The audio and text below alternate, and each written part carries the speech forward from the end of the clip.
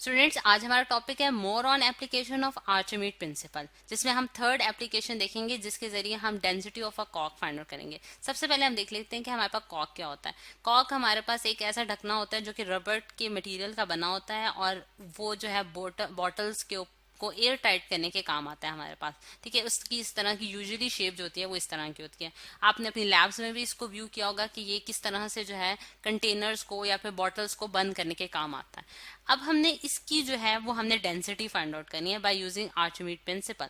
तो हम क्या करते हैं कि सबसे पहले जो है अगर हम देखें कि पानी में अगर मैं एक कंटेनर लूं और पानी के अंदर पानी को फिल कर दूं, पानी इसके अंदर फिल कर दूं, तो मैं देखती हूँ कि अगर मैं इसके ऊपर कॉक रखती हूँ तो ये डूबता नहीं है बल्कि ये उसके ऊपर फ्लोट करता है, यानी कि उसके ऊपर जो है ये तैरता है। ठीक है, और इसकी रीजन क्या है? अगर हम आर्चिमीड प्रिंसिपल से इसकी रीजन तलाश करने की कोशिश करें तो हम देखते हैं कि इसके ऊपर जो अपवर्ड थ्रस्ट लग रही है, यानी कि एक ऐसी फोर्स जो कि इसको ऊपर लिफ्ट करती है, जो कि हमने देखा था कि हर फ्लूइड्स के केस में एक्ट कर रही होती है, तो हम वो देखते हैं कि वो बैलेंस हो रही होती है इसके वेट के, यानी कि W जो है इसका वेट, यानी कि जो इसका वेट होगा उसको बैलेंस कर रही होती है, जिसकी वजह से जब ये दो फोर्सेस बैलेंस अप होती हैं तो ये जो है ना, जो चीजें होती हैं वो फ्लोट करती हैं।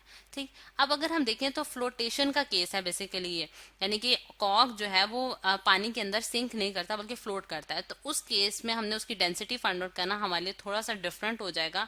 जैसे कि हमने पिछले केसेस में देखा था कि हमने कॉपर का एक पीस लिया था और जब हमने उसको पानी के अंदर रखा था तो वो फौरन से सिंक कर जाता है, तो हम इजीली जो है उसकी डेंसिटी जो है वो फाइंड आउट कर सकते हैं। लेकिन यहाँ हमें थोड़ा सा डिफरेंट प्रोसेस करेंगे, जिसके जरिए मैंने क्या किया है कि सबसे पहले तो एयर में जो है वो कॉक का वेट फाइंड आउट कर लिया है और उसको मैंने W1 से डिनोट किया, यानी कि W1 wait of the Kock है इन एयर। और मेरे पास फिर मैंने एक सिंकर लिया है। सिंकर हमारे पास एक ऐसा ऑब्जेक्ट है जो कि बहुत हैवी है और पानी में वो सिंक कर जाता है, यानी कि डूब जाता है। और मैंने उसका जो सिंकर का जो वेट है वो पानी में मेजर किया और मैंने उसको कह दिया कि ये W2 है। ये W2 से मैंने डिनोट कर दिया है। अब मैंने क्या किया है कि कॉक और सिंकर दोनों को कंबाइन किया है और उन्हें पानी में डाला है, तो मैंने देखा कि ये दोनों जो है पानी में डिप हो गए हैं और इन्होंने एक खास लेवल ऑफ वाटर जो है वो डिस्प्लेस कर दिया इसमें से, यानी कि एक खास पानी का लेवल जो है, पानी की अमाउंट जो है वो उन्होंने निकाली है। क्योंकि हमें पता है कि जब हम कोई हैवी ऑब्जेक्ट या कोई भी चीज पानी में डालते हैं तो उसका लेवल जो है कुछ ना कुछ ऊपर होता है, और इसको हम अगर किसी और कंटेनर में निकालें तो हम उसे कहते हैं कि ये डिस्प्लेस्ड वाटर है। ये हमारे पास क्या है? डिस्प्लेस्ड। इसको मैं बेहतर तरीके से लिख देती हूँ कि ये हमारे पास क्या है, ये हमारे पास क्या होगा? डिस्प्लेस्ड वाटर होगा। ठीक है, यानी कि जो पानी उसने निकाला होगा अपनी अपनी जगह से। सही, डिस्प्लेस्ड वाटर हमारे पास है। ठीक, अब अगर हम देखें तो हम ये कहते हैं कि ये जो यानी कि कंबाइन वेट है सिंकर का और कॉक का इन वाटर में, इसको मैंने जो है वो डिनोट किया है W3 से।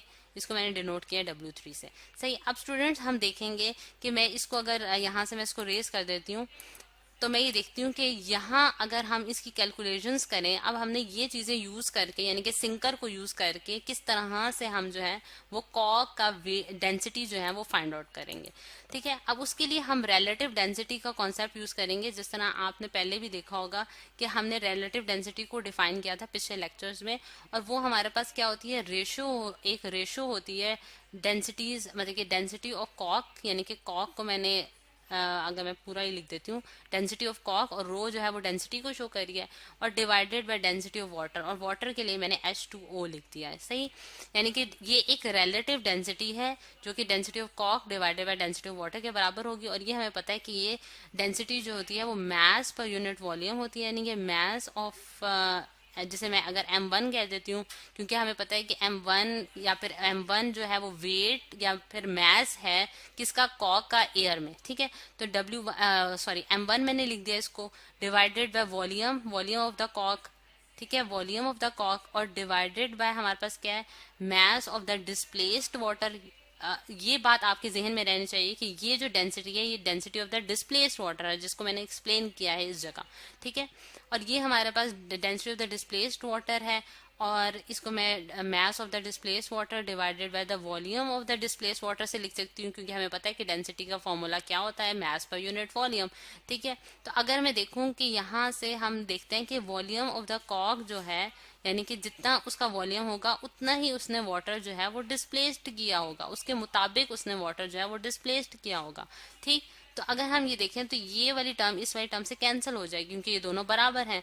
तो हम ये देखते हैं कि हमारे पास जो डेंसिटी ऑफ कॉक आई है divided by the density of water जो है H2O, वो हमारे पास किसके बराबर है, W1 divided by mass of the M1 divided by mass of the displaced water.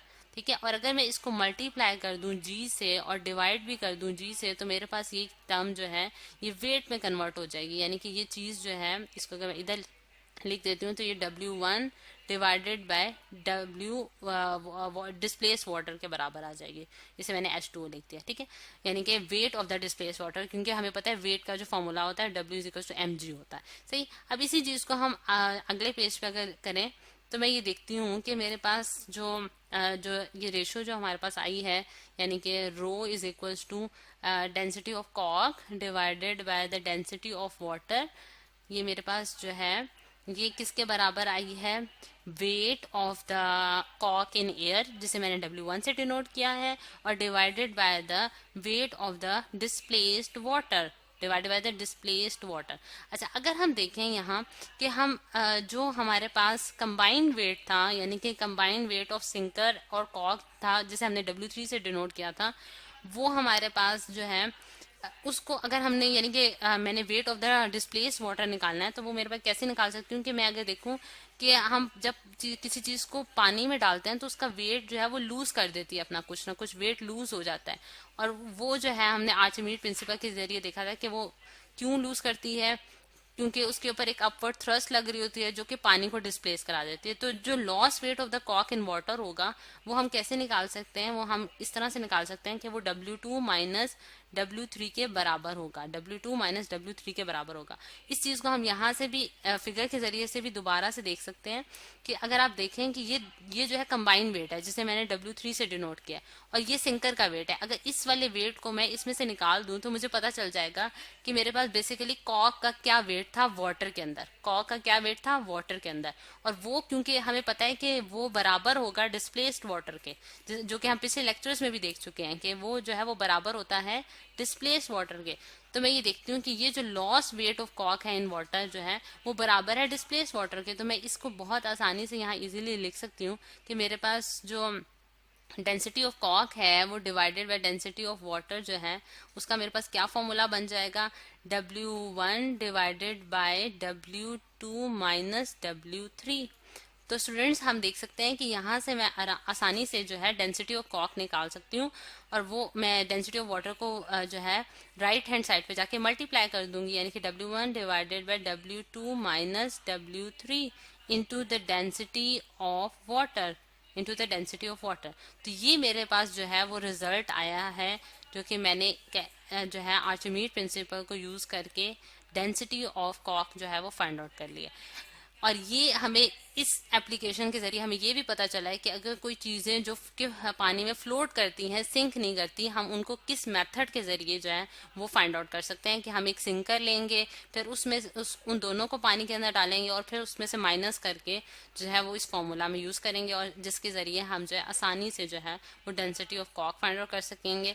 और ये क्योंकि हमें पता है कि एक यूनिटलेस क्वांटिटी होगी, क्योंकि बेसिकली रेशो है दो क्वांटिटीज के दरमियान, और ये हमें हेल्प आउट करती है कि हम किसी भी चीज का जो है वो डेंसिटी फाइंड आउट कर सकते हैं।